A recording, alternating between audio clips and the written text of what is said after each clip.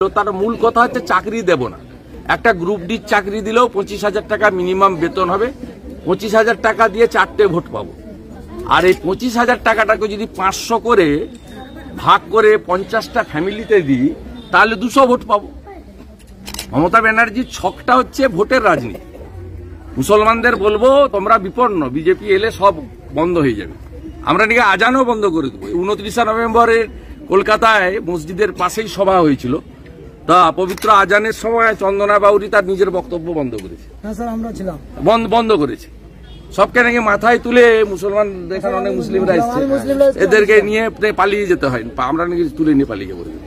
মানে যাই হোক, এইসব করে ধাপ্পাবাজি করে শেষ করছে। গতকাল টেটের নামে 1000 টাকা করে বেকার যুবকদের ধ্বংস হয়েছে। 150 টাকা আগে পরীক্ষার ফি ছিল।